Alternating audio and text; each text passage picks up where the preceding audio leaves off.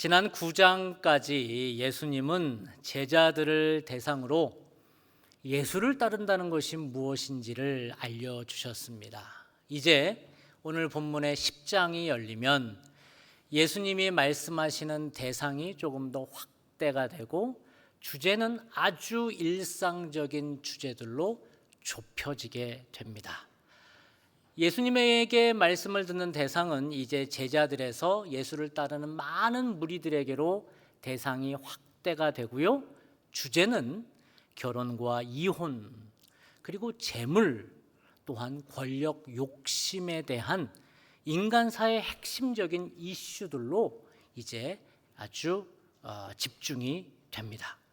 이 부분이 얼마나 중요한지 리차드 포스터라고 하는 영성가는 10장에 나오는 주제들로 책을 썼는데 그 유명한 책이 바로 돈, 섹스, 권력이라는 책입니다. 아마 읽어보신 분들도 계실 줄 압니다.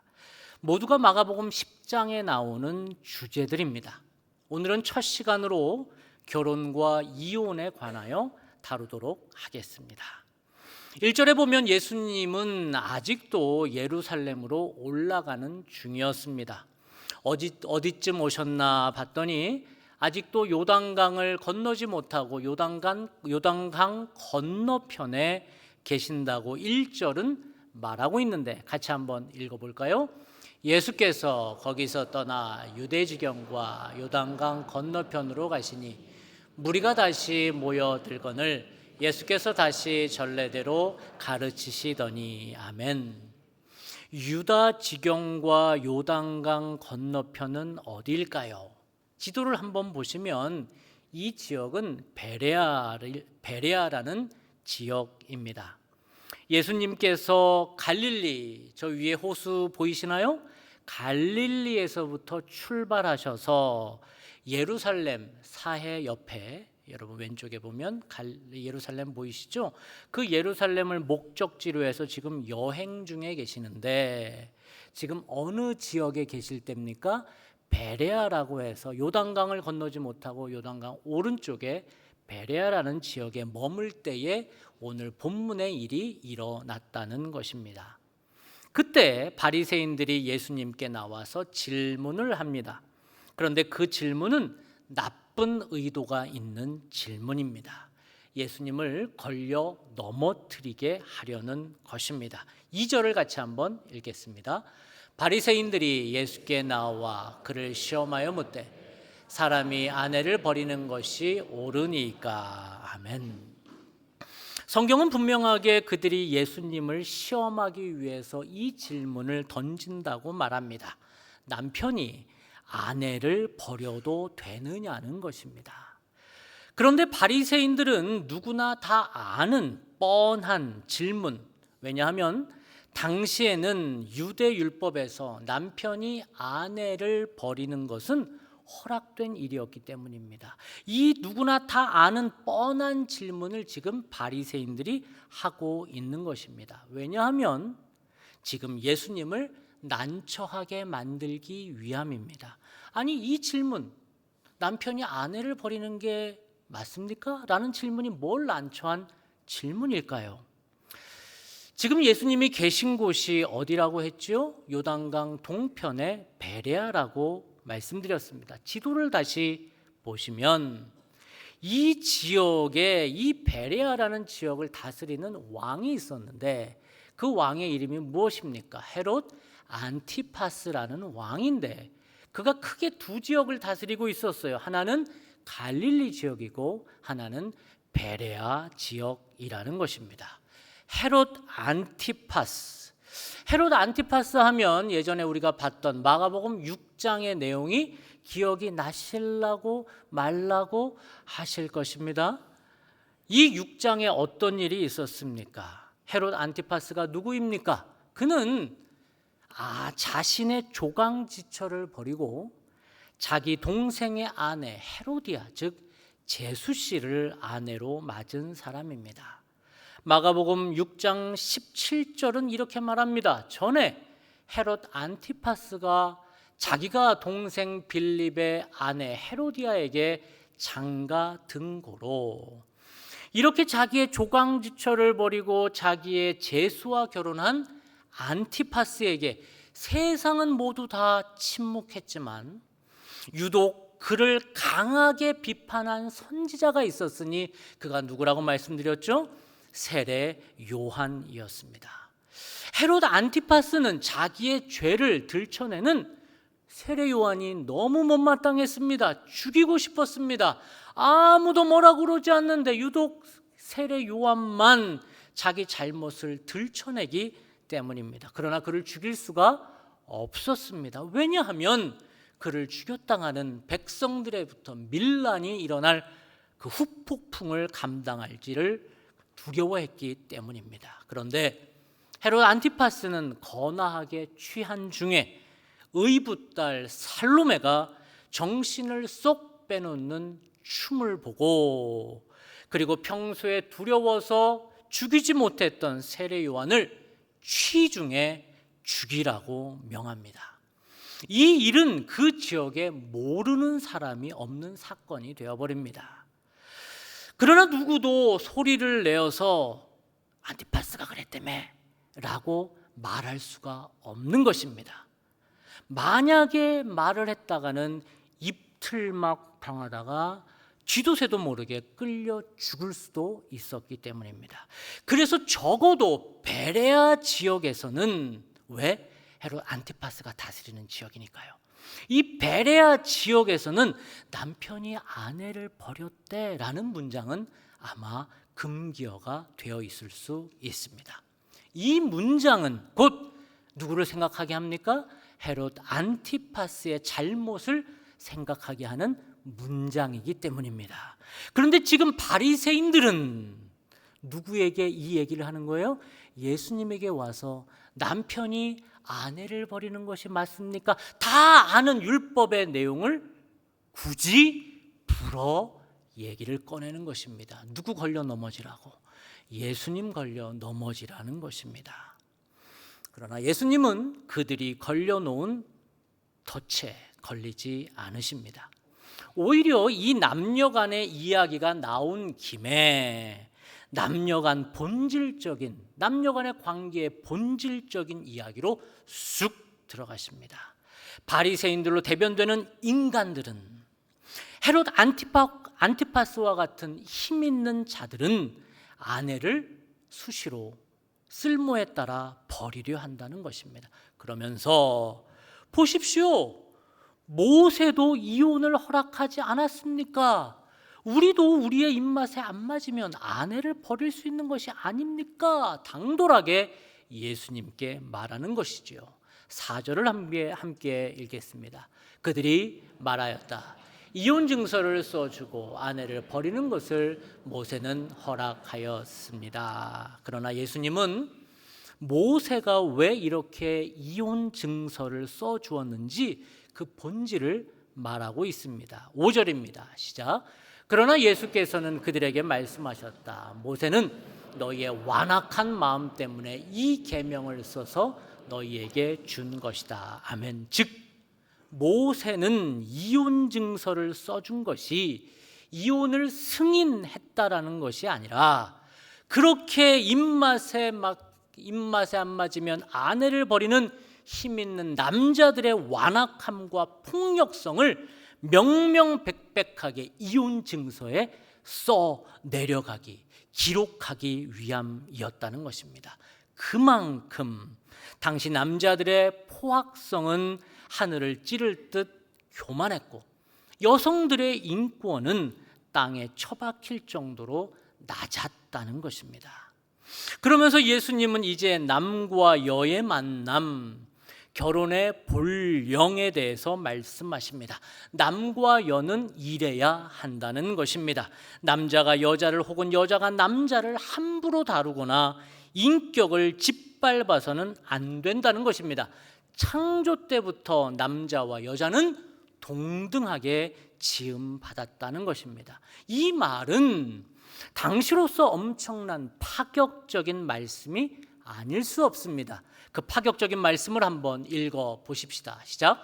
창조 때부터 사람을 남자와 여자로 지으셨으니 이러므로 사람이 그 부모를 떠나서 그들이 한 몸이 될지니라. 그러한즉 이제 둘이 아니요 한 몸이니 그러므로 하나님이 짝져 주신 것을 사람이 나누지 못할지니라 하시더라. 아멘. 이 말씀을 어느 장소에서 많이 듣죠?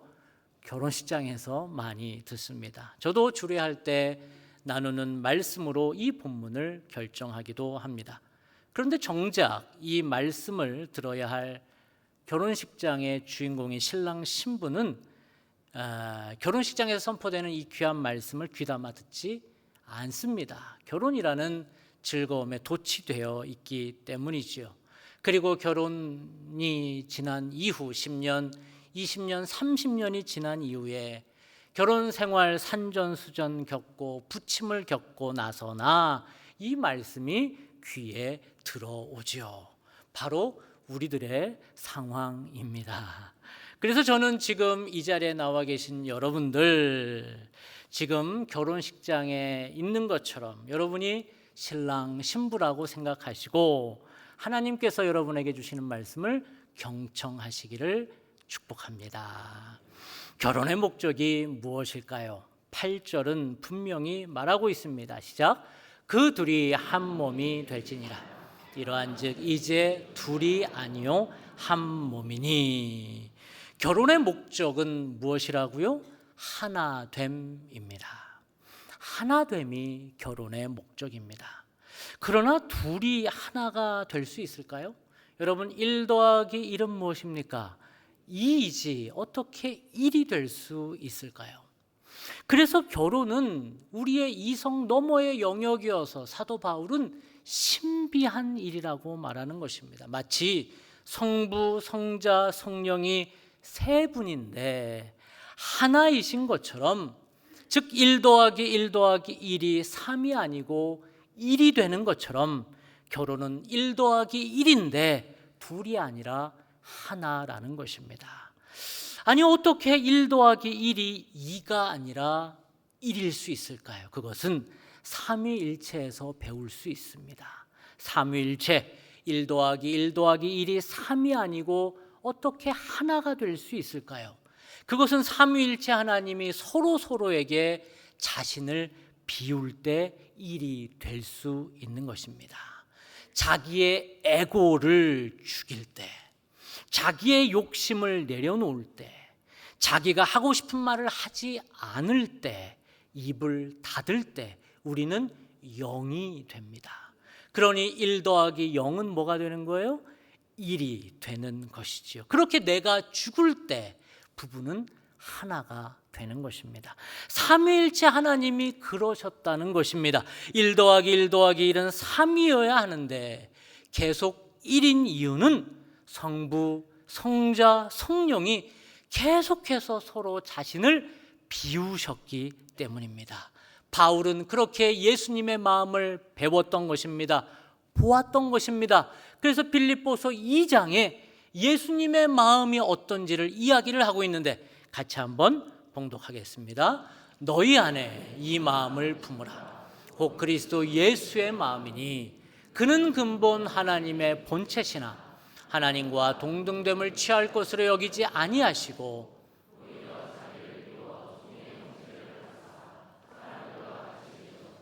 사람의 모양으로 나타나사 자기를 낮추시고 죽기까지 복종하셨으니 곧 십자가에 죽으심이라. 아멘.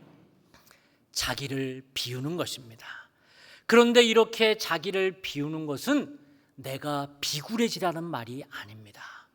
가정의 평화를 위해서 억지로 승질을 참는 것이 아닙니다. 성경은 우리에게 이렇게 말합니다. 아내들아, 남편에게 순종하라. 남편들아, 아내 사랑하기를 그리스도께서 교회를 사랑하시는 것 같이 하라. 목사님, 어떻게 저런 남편에게 내가 순종할 수 있습니까? 목사님, 어떻게 저런 아내를 예수님이 교회를 사랑하신 것 같이 사랑할 수 있나요? 반문할 수 있습니다. 이 말은 우리의 힘으로 할 수 없다라는 말입니다. 그러나 우리 안에 생명은, 우리 안에 성령은, 성령으로 변화된 참 나는 그렇게 할 수 있다라는 말입니다. 그런데 내가 그렇게 남편에게 순종할 때 내가 비굴해지는 게 아니라 오히려 내 영혼이 살아난다는 겁니다. 내가 아내를 그렇게 사랑할 때 내가 자존심이 상하는 게 아니라 오히려 아내를 사랑할 때 내가 더 영혼이 살아난다는 것입니다. 여러분, 안 해본 사람처럼 저를 쳐다보면 어떡합니까? 그렇게 우리는 그런 경험이 있지 않습니까? 주여, 우리가 남편을, 아내를 사랑할 때 비굴해지는 게 아니라는 거예요. 내 안에 있는 생명이 살아나는 거예요. 내 생명이 오히려 나를 온전히 영으로, 완전한 에고를 없애는 영으로 만들어 준다는 거예요. 그래서 기독교를 생명의 종교라고 말하는 겁니다. 아내들아 남편에게 순종하라, 남편들아 아내를 사랑하라는 것은 명심보감식 도덕 윤리를 말하는 게 아닙니다. 아니, 그러면 우리가 명심보감하고 다를 게 뭐가 있어요? 혹은 구약의 말씀이니까 따라야 해, 안 그러면 혼낼 것 같아, 율법이 아니라는 겁니다. 믿는 사람이니까 참고 살아야 해, 착하게 살아야 해, 그러한 금언을 말하는 게 아닙니다. 이 말은 내 거짓 자존심 센 나는 절대 순종하지를 못하지요, 사랑하지를 못하지요. 그러나 참나 영원한 생명, 성령이 나를 붙잡고 있으면 나는 할 수 있다라는 것입니다. 그런데 그렇게 할 때마다 누가 좋아요? 대상도 좋지만 누가 좋아요? 내가 좋다는 거예요. 내가 살아난다는 것입니다. 할렐루야. 대답도 없고 해보시라니까요. 내가 살아나요. 내가 살아나서 그 남편을 이해할 수 있는 거예요. 아니, 내 남편이 저런 과정에서 살았으니, 저런 부모를 만났으니, 이런 배경 속에서 가정을 이끌었으니 이해가 되기 시작을 하는 거예요. 내 아내를 보면서 내 아내 저렇게 구박받고 살았으니, 저렇게 기죽어 살았으니, 그러나 내가 사랑할수록 얼굴도 피고 영혼도 피고, 근데 그 사람만 사는 게 아니라 누가 살아요? 내가 살아간다는 거예요. 내가 살아나서 더 하나님 앞에 멋지게 살아간다는 것입니다. 성경에서의 윤리는 명심보감이 아니라는 거예요. 생명이 내 안에 어떻게 역사하시는지를 보여준다는 거예요. 그때 나의 에고는 없어지는 거예요. 그러니까 1 더하기 0이니까 뭐가 돼요? 1이 되는 거예요. 그래서 내가 없어질 때 둘이 만나도 하나가 된다는 것입니다. 그러니 이제는 7절 말씀처럼 우리가 부부가 살아갈 수 있는 것입니다. 시작. 사람이 그 부모를 떠나서, 이것이 핵심입니다. 부모는 우리가 결혼 전 가장 의지하는 대상입니다. 성령에 붙잡힌 사람은 더 이상 다른 어떤 것에, 심지어 부모라도 이제는 의지하지 않는다는 것입니다. 세상의 어떤 것에 기대지 않는다는 것입니다. 부모라는 이 상징은 우리의 여러 것이 될 수 있어요. 예를 들면 내가 늘 눈치 보는 거 있잖아. 상사의 기분, 내 주식의 차트, 또한 내 사회적 지위, 사람들의 인정, 이거에 늘 우리는 의지한다는 거예요. 이거를 우리는 뭐라고 불러요? 치우칠 편자를 써서 편심이라고 불러요. 늘 편심으로 살아가는 거예요. 즉 부모라고 표현된 내가 의지하는 것에서 우리가 떠나지를 못한다는 거예요. 늘 의지하고 기대고, 그거 없으면 큰일 날 줄 알고 살아간다는 것입니다. 그런데 그렇게 붙어 있으면 참나가 되지를 못하는 거예요. 그거를 제발 떠나라는 거예요. 이격시키라는 거예요. 소원해지라는 거예요. 그랬을 때 진짜 내가 된다는 것입니다. 실제로 갓 신혼 부부는 부모를 심하게 의지합니다. 결혼한 이후에도 어떤 아들은 엄마에게 전화를 합니다. 엄마, 오늘 회사의 첫 프레젠테이션인데 무슨 옷 입어야 돼? 딸은 아빠에게 전화를 합니다. 아빠, 오빠가 달라졌어. 설거지도 안 하고 음수도 안 버리고 화장실 청소도 안 해. 이뿐 아닙니다. 돈이 필요하면 부모에게 전화하고 애 봐달라고 전화하고 반찬 해달라고 전화하고 전화하고.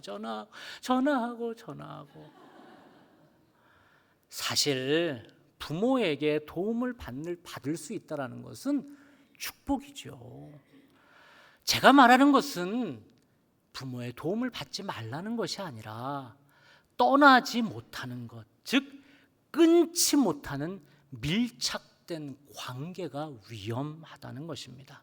너무 밀착되다 보니 부부 사이에 누가 들어와요?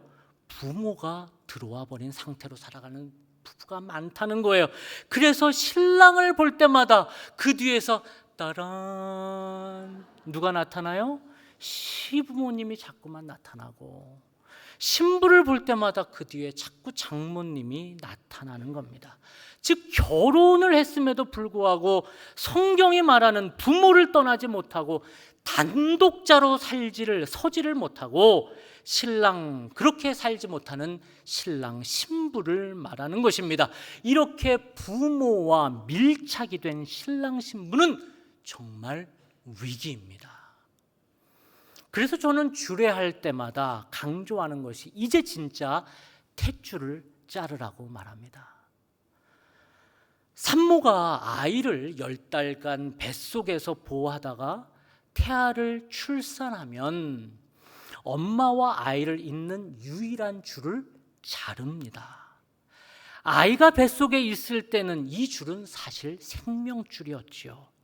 그런데 이 생명줄이 아깝다고 출산한 이후에도 안 자르고 있으면 어떻게 돼요? 산모와 아이 모두 위험해집니다. 이 줄은 무엇이에요? 탯줄입니다. 그런데 결혼한 이후에도 아직도 부모를 떠나지 못하는 신혼부부 많다는 겁니다. 결혼해서 10년, 20년이 지났는데도 아직도 부모만 바라보며 부모를 의존하는 캥거루족이 얼마나 많은지 모릅니다. 또 부모는 그게 효도라고 착각을 해요. 아직도 경제적, 정서적, 육체적으로 부모를 의존하는 분들은 아직 단독자로 서지 못한 어린 아이입니다. 그렇다면 아직도 그 부부는 하나가 되지 못한 것입니다. 그들은 아직도 부모에게 엎혀 있는 것입니다. 힘들어도 부부 단둘이 이겨봐야 합니다. 경제적으로 정서적으로 부모 도움 없이 힘든 시간 앞에 내던져봐야 합니다. 그렇게 살아야 단독자로 살 수 있는 근육이 생기는 것입니다. 그렇게 부모를 떠나야, 부모로부터 독립을 해야 둘이 하나가 되는 것입니다. 그렇게 내가 의지하는 것에서부터 떠나야 하나님만 의지할 수 있다는 말입니다. 오늘 본문에서 예수님은 결혼과 이혼에 관해서 말씀하셨습니다. 그럼 우리의 결혼 생활은, 그리고 늘 이혼의 위기 앞에 있는 우리의 가정들은 어떻게 회복될 수 있을까요? 오늘 본문은 이런 가정들에게 무엇을 말씀하는 것일까요? 오늘 본문은 예수님께서 예루살렘을 목적지로 가시다가 어느 지역에 머문 상태라고요? 베레아 지역에서 예수님을 따르는 자들에게 말씀하시는 본문입니다. 그러면서 예수님은 그를 따르는 사람들에게 내가 지금 어디를 향해서 가고 있는지, 무엇을 보고 가고 있는지 몸으로 말하고 있다는 것입니다. 예수님이 바라보는 곳은 예루살렘의 도시, 가장 후미진 곳, 실패자들의 언덕, 골고다 언덕 위의 십자가입니다. 많은 사람들은 자신의 결혼이 불안정하다고 근심합니다. 이혼을 고려합니다. 이미 이혼하신 분들은 이혼으로 인해서 상처받고 여전히 무거운 마음으로 살아가고 있습니다. 그러나 세상의 눈으로 가장 실패자인 예수님을 보십시오. 세상의 눈으로 볼 때는 그는 실패자입니다. 가장 열렬하게 환호를 받았던 그 환호를 뒤로하고 박수를 거부하고 예수님은 십자가에서 모든 삶이 꺾여버린 실패자처럼 보입니다. 하지만 세상의 눈으로 볼 때 실패자처럼 보인 예수님은 십자가에서 죽었지만 3일 만에 부활하신 성자 하나님이셨습니다. 그리고 그는 세상이 보여줄 수 없는 가장 큰 반전으로 세상의 참 승리자가 되어 주셨습니다. 이것처럼 우리가 십자가를 붙들어야 한다는 것입니다. 그때 예수님이 그런 십자가를 지시러 예루살렘에 올라갈 때는 실패자처럼 보였지만 그 십자가에서 승리하신 것처럼 비록 우리의 삶도 실패자처럼 보일 수 있고 지금도 우리는 위기 가운데 살아가고 있지만 그러나 십자가를 바라본다면, 그 십자가를 붙든다면 그 끝은 실패가 아니라 예수님처럼 승리가 될 줄 믿습니다. 그래서 우리는 이 십자가를 바라보는 것입니다. 그래서 여러분을 매 예배 때마다 십자가로 초대하는 것입니다. 그 십자가를 붙들 때에 우리의 불안정한 결혼 생활이, 부부관계가, 그리고 이혼의 코앞까지 온 내 상황이, 또한 이혼으로 인해서 상처받고 여전히 무거운 내 마음이 낙담과 분노와 실패감으로 머물지 않고 십자가를 바라볼 때, 그리고 십자가를 꽉 붙들 때에 다시 믿음의 승리의 삶이 될 줄 믿습니다. 그래서 우리뿐만 아니라 우리는 마지막 주 해피데이에 믿지 않는 분들을 초대하는 이유는 그들 역시 위급하기 때문에 그렇습니다. 이 십자가를 붙들어야 그들도 살 수 있기 때문에 우리는 십자가를 그들에게 전하는 것입니다. 우리의 실패의 상황을 주님께 토로하고 은혜를 구할 때에 우리는 예수님의 십자가와 함께 새로운 사랑과 생명력으로 우리의 가정을 살릴 수 있음을 믿습니다. 또한 그렇게 다시 우리의 결혼 생활이, 그리고 우리의 인간 관계가 십자가로 회복될 줄 믿습니다. 혹시 이혼하신 분들이 있다면 새로운 만남, 새로운 시작을 준비하는 분들에게도 역시 이 십자가의 은혜가 온전히 부어지시기를 주님의 이름으로 축복합니다. 이 시간 기도하기 전에 특별한 시간을 좀 가지려고 합니다. 이 시간에 혹시 옆에 부부가 계시다면 한번 손을 꼭 잡아 보십시오. 사역 때문에 지금 부부와 함께 있지 못하시는 분들은 믿음으로 한번 그 부부의 손을 한번, 내 배우자의 손을 한번 잡아 보시지요. 그리고 아직 싱글이라면 앞으로 만날 그 배우자의 손을 한번 믿음으로 잡아 보시겠습니다. 얘기했는데 안 잡는 분들이 꽤 많네요. 잡아 보겠습니다. 그리고 제가 기도하겠습니다. 주님, 결혼의 신비를 주시고 가정을 사랑의 울타리로 세워주심에 감사합니다. 우리의 연약함을 십자가 앞에 내려놓고 서로를 존중하는 부부가 되게 하옵소서. 결혼 생활로 상처가 있는 분들이 있다면, 그런 부부가 있다면 주님 지금 그 부부에게 찾아가 주셔서 십자가의 은혜로 회복시켜 주옵소서. 이혼하거나 또한 아직 싱글인 분들이 있다면, 새로 시작하는 그 결혼 생활을 준비하는 분들이 있다면 따뜻한 사람 준비시켜 주시고 믿음의 사람 만나서 새로운 꿈을 꾸게 하옵소서. 예수님의 이름으로 기도합니다. 아멘.